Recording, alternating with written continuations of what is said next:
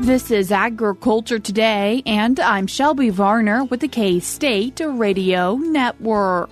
Roger McEowen, K-State and Washburn law professor, starts the show explaining the Emergency Relief Program, what happens when grain elevators fail, taxes for hedging and speculating, and how people can learn from him in the coming semester. Moving the show forward is K-State's livestock judging team member Jacob Klaudt and head coach Payton Dahmer as they discuss the work that went into being national champions. The Beef Cattle Institute's Brad White and Phillip Lancaster, joined by special guest Todd Gunderson, in today's show by explaining water belly in cattle and the potential causes. That and more is coming up ahead.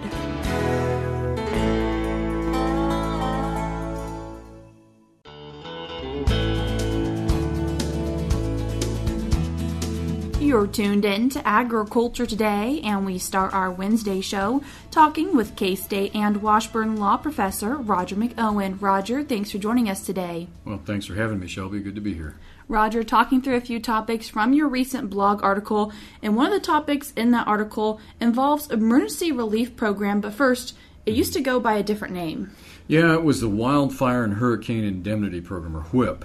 And it was renamed to ERP, the Emergency Relief Program, and that was done a few years ago. But the amount of farm income is key to maximizing your ERP payments. It's a farm program payment. And so the question that was created here was how USDA would treat gain from equipment sales in light of a change made by the Tax Cuts and Jobs Act, which took effect in 2018. And that problem is still there. It's still a big deal today, because USDA's FSA has dug in its heels on this issue. And so what issues is this for farmers and ranchers who are maybe wanting to utilize ERP? Well, if we back up when we talk about what the ERP is, it makes payments to a producer that has a crop eligible for crop insurance that has been subjected to a qualifying disaster and has received crop insurance or prevented planting payments in either 20 or 21. So we're talking about those years. And then later, the USDA announced the deadline for commodity and specialty crop producers to apply for ERP for 22 natural disaster losses was August 14 of this year, so August 14 of 2024. Now, the payment limit on your ERP payments is the general $125,000 payment limit, which applies to most farm programs. But if more than 75% of your average AGI comes from farming activities, then the normally applicable $900,000 AGI limit to be even eligible to get payments drops out, and the payment limit goes to $900,000 for specialty crops and $250,000 for all other crops. So that $125,000 then moves significantly up. $900,000 is what you could collect for specialty crops, and $250,000. It's essentially doubled for the crops we would see in Kansas and in this part of the U.S. When we're thinking about farm income then for this program, what gets counted for it? Well, what FSA has always looked at is the net Schedule F income and pass-through income from farming activities and wages from a farming activity. And also counts, what would count would be income from packing, storing, processing, transporting, and shedding of farm products. So a lot of your fruits and vegetables would fit in that category. But USDA says that their position has been that farm equipment sale gains only count if the farm income exceeds 2/3 of overall AGI. Well, that interpretation prevents many farmers from qualifying for increased payments. You can get $125,000, but you're stuck at that payment limit. You're not going to get $250,000. You're not going to get $900,000. Now, the House, early in 24, passed a tax bill that fixed the problem and would treat equipment gains as farm income. And that said that if we had trade-in of farm equipment that's reported on Form 4797, which is where we report that now, given TCJA and the elimination of 1031 exchange rules for anything other than real estate. So we go to the Form 4797, it wipes out self-employment tax, but we're not going to the Schedule F with it, which is what FSA stays fixed on. What's your net farm income number on the Schedule F? And the House bill in the spring said, well, FSA, you're supposed to count Form 4797 equipment gains. And a lot of farmers, in some years, that's all the positive income they show is from equipment trade. So it's a big issue. Now, That legislation got bogged down. The Senate didn't get through the Congress, so we're still stuck with this same problem. So maybe a change in administration leads to a new tax bill that changes this, and new people in USDA that recognizes, this is an issue that really is inequitable and needs to be fixed. And Roger, another topic within this blog article involves what happens when a grain elevator fails. Well, I bring this up because times are tough in a lot of agriculture. Incomes are down, and grain elevators tend to be highly leveraged. Co-ops, in particular, tend to be highly leveraged. So when their farmer clients are struggling financially, that can mean that we're going to have a ripple effect, and that's going to affect the local grain elevator too. So what I'm writing about here is, what if that grain elevator fails? And we had a rash of these about 25 years ago.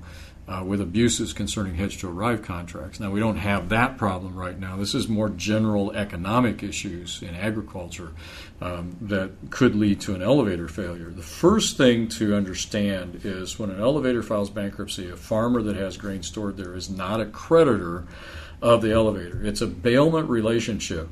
I put my grain in the elevator, and I can't, for example, go to the elevator and say, I want to visit my grain. There's no compartment for my grain. It's commingled with everybody else's grain that is stored in the elevator. That's a bailment relationship. We own all that grain in common. And so the warehouseman, the elevator, is then severally liable to each of us that have grain that's stored in that commingled fashion in the elevator. So if there isn't a grain shortage when the elevator fails, in other words, they've got enough grain in the elevator at the time they failed to pay out everybody that has a receipt, a scale ticket, or a warehouse receipt, then we're okay. But often, I can go get my grain in that instance, but often there is a shortage.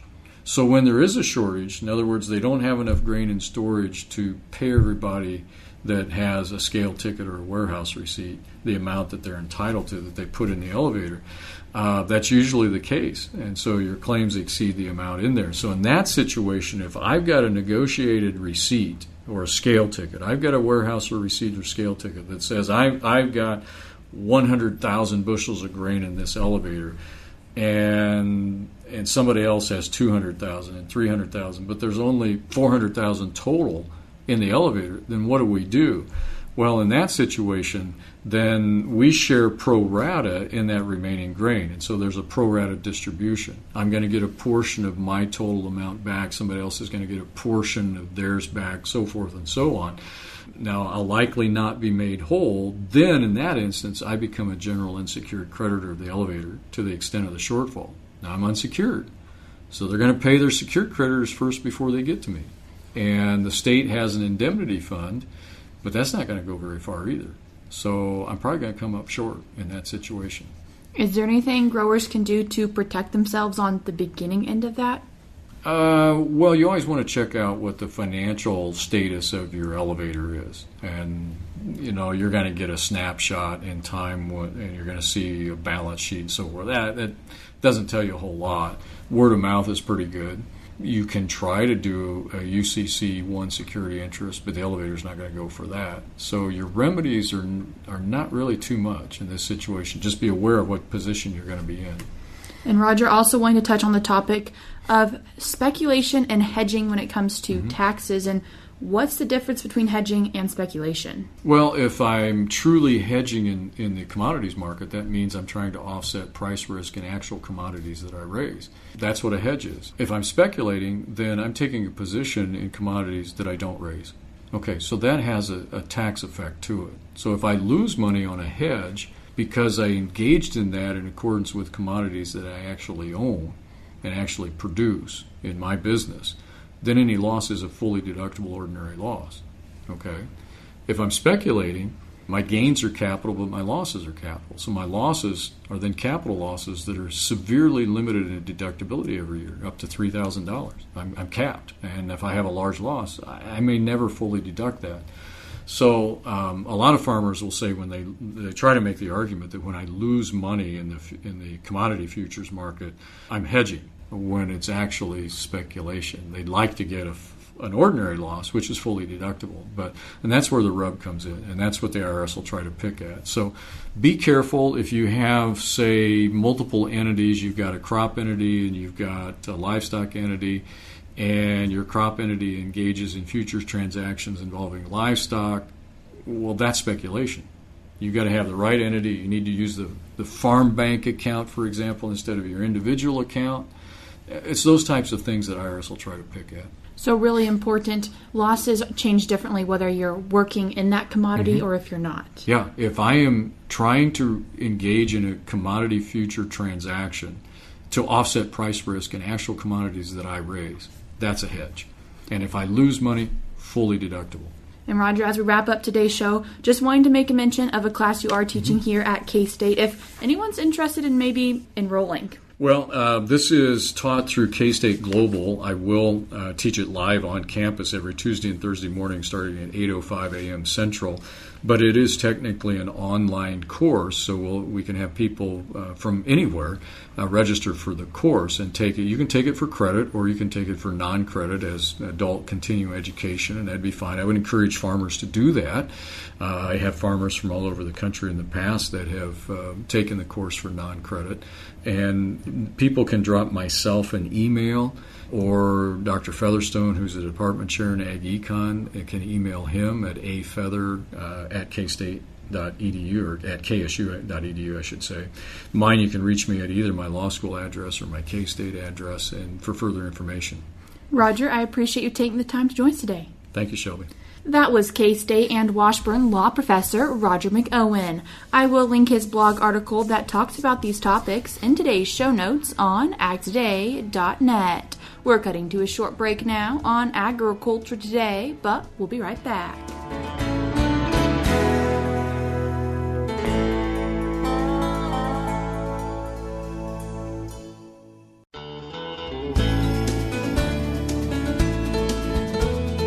You're tuned in to Agriculture Today, and we continue our show talking with a team member and coach from the national champion livestock judging team here at K-State. And today we're joined by K-State livestock judging team member Jacob Klaudt and K-State livestock judging coach Payton Dahmer. Jacob, Payton, thank you both so much for taking the time to join us today. Yeah, thank you for having me. Yeah, appreciate it. Jacob, what's some of the work that went into being on a livestock judging team and going to competitions? Being on the livestock judging team, definitely it takes a lot of effort, and especially to win a national championship. This is something that we've been working at starting at winter workouts last December, and there was a lot of contests in between that point and now, but we've always had this goal from the start to go to Louisville to win that Bronze Bowl and bring it back to Manhattan, Kansas, and so we've spent countless hours traveling down the road. We even practiced so hard that we drove the wheels off the van. We had a roadway incident in Illinois during one of our fall workouts this past fall. So we spent a lot of miles in the van, touring the country, a lot of hours looking at livestock, breaking down classes, and then also giving sets of oral reasons. And so it's been a real journey up until that point. We've been to a lot of different contests all over the Midwest and into the South, and just spent a lot of time not only becoming better evaluators, but we've also, I think, made a lot of lifelong friendships during all of that work and all that effort as well. Payton, how have you seen the team progress since they started workouts last year? You know, like Jacob mentions, it takes a lot of time and effort. And one thing that I really admire and the awesome young people that I get to coach is that, you know, I equate collegiate livestock judging, even though it requires zero physical ability, to the same level of effort and time that it takes to be competitive, you know, that our football team and our basketball team put forth. Those students over the course of a year dedicate dang near every single one of their weekends, Saturdays and Sundays both, and multiple days throughout the week to practice time. And they spend a lot of time even outside of those hours practicing, you know, on their own at home. And so it takes a really strong commitment and a passion for it, and it's really fun and rewarding as a coach to see them progress throughout the year. I always record their very first set of reasons, and it's fun to look back from that to their very last set to see the development that each one of those students has had over the course of the year. And so, like Jacob mentioned, a national championship doesn't come without an immense amount of time and dedication, but I think more than anything, from my perspective, seeing the personal growth that each one of those kids have over the year, that is probably, if not the most rewarding part. part. And for those who don't know, what's included in a livestock judging competition? Livestock judging contest, you are evaluating all four of the major livestock species. So there's a beef cattle division, there's a swine division, and then there's a sheep and goat division. And so there's 12 placing classes with 4 animals in each class that you're asked to rank those animals according to kind of the industry ideal. And then within that, there are 8 of those classes that are designated as oral reasons classes. And those students are asked to then go into another judge, an official judge or a panel of official judges sometimes, and essentially defend their placing. And so describe their reasoning as to why they aligned those animals the way they did. And so, a lot of people ask about what skills are we developing. Obviously, livestock evaluation skills, but collegiate livestock judging, because of those aspects, prepares students to think critically, find a solution to a problem, make a decision, and then be able to commit to that decision and accurately defend their decision to those judges. And not only was the team national champions, but Jacob, you were the national champion for individuals. And what was that like?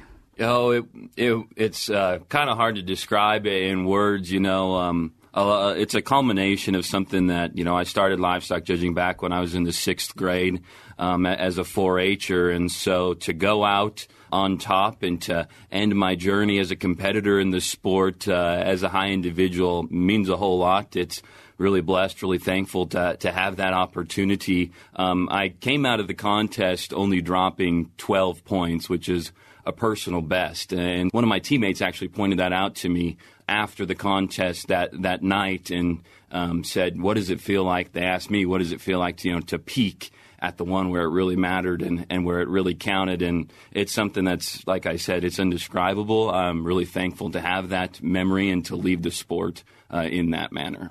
And there are a lot of individuals who also contributed to the team's success. Yeah, this group was, I was very fortunate that we had a group of, depth and talent. In total we had 17 members on our team, and each one of those 17 members contributed and had immense amount of talent. And that was really kind of a key to our success. And so you get to field 5 contestants to represent your school at the national contest. And their consistency that day is a huge part of why they won that contest, because we had all 5 of our contestants that were in the top 15 of the contest. And 4 of those 5 in the top 10. And so, in a contest, they recognize the top 10 individuals overall. To have 4 of those students in the top 10 and 1 not very far behind them is really a feat. And consistency is what paid off for them that day. And what were the feelings like during that time of ending the contest and then having to wait for that awards banquet, Jacob, from the perspective of a team member, but also Payton, for your first year as head coach? Well, we had come out of the contest and we had all calculated our drops and figured out that we had dropped 85 points, which is a pretty good drop to have at any contest. And then to have that kind of day at the national contest was really good. And so I kind of personally felt the team was in the right place that night. I know some of my counterparts were just a little nervous about how Reasons were going to go, but personally I wasn't, because Reasons have always been one of this team's strength. And so I was really just kind of counting the hours and counting the minutes until the awards banquet started and we could actually, get some official results, because I was feeling pretty optimistic about where we were and how we had done the day. Yeah, it is a painful process to sit through. You have your official critique, and so we all of us coaches and even the kids across different university teams, they all talk and hear how well how this team did and how this team did, and it was fun. I remember pulling the kids aside after we kind of confirmed that was our drop that day, and just telling them, no matter what happens tomorrow, I am incredibly proud of you because that was an awesome day. I kind of joked with them. I remember early on in their career where we had individual drops that were 85 points, not just our team drop. And so, and then you kind of don't sleep a lot that night because all you can think about is the next morning. And so it's a long, painful process, but it makes, when they announce you as the high team, it makes it, all that waiting worth it. And at the awards banquet, they also take the time to recognize All-Americans. Yes. Yep. Uniquely, the sport of livestock judging teaches kids so many different skills. But, to me, one of the best things is we develop really well-rounded young people. And so not just great stock people, but we really strongly emphasize, especially here at K-State, academic success, industry involvement. We want to create future leaders for the ag industry. And so our Coaches Association recognizes this year 12 academic All-Americans, and so that's an application process where it's based on student involvement, leadership, and industry involvement, and as well as GPA. And so we were fortunate. K-State fielded the highest number of All-Americans this year. Bailey Lavender, Kylie Shakel, and Quinna Molden. Those three young ladies were selected to our All-American team, and so really just shows the kind of all-encompassing aspect of what we try to do with our students on the livestock judging team. For people who maybe want to get involved in livestock judging, what are your recommendations? I think, every student has a different background and pathway to livestock judging. Jacob's an example of, a young person that's been doing it for a long time, but I get a lot of students that come and join my, livestock selection class. Students can enroll in that the fall of their junior year. And I get some students that have never done it before. And so depending on what their background is, I always tell every student, if you're willing to work hard, you're willing to, listen to your coaches and be passionate about livestock judging, you can be good at this regardless of how many years you've been doing it. And so I think getting involved, the earlier you can get involved, that's great if you're fortunate, kids that have great county programs to do that. But here at K-State, it's as simple as enrolling in one class to kind of start that process. And I think a lot of students say that one class sometimes can be a life-changing moment for them. And Jacob, what skills from livestock judging have you learned besides knowing how to look at an animal that you think you'll take with you into the future? Yeah, I think just and a lot of people talk about it, but I think it's just a good one, is the decision-making aspect. I think there's not a lot of programs or competitions or anything like that in today's world where you have to make a decision in an allotted amount of time, a short amount of time, and then you have to live with the consequences of that decision, good or bad, and go and defend it accurately to somebody else. I think no matter what career, no matter what path or where you end up in life, that's something that's going to show up and that you're going to have to do. And like Payton mentioned, we're at K-State. There's so many industry leaders that are being developed, and that's something that I know is going to be used by all of them down the road.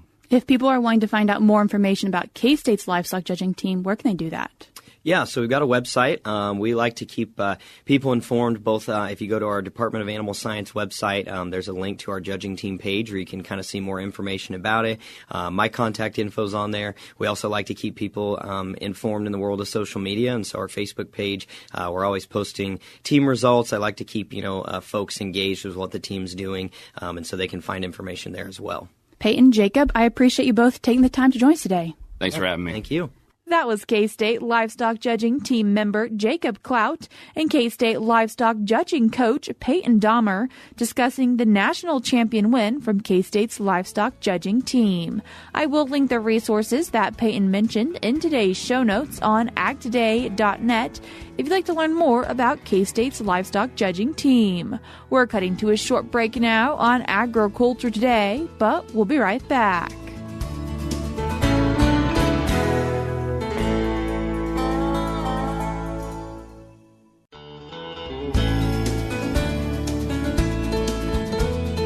Wrapping up today's show of Agriculture Today is the Beef Cattle Institute's Brad White and Phillip Lancaster with special guest Todd Gunderson.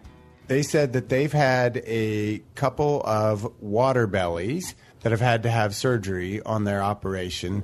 Todd, I want you to define what is a water belly when we say that. What is it in veterinary terms?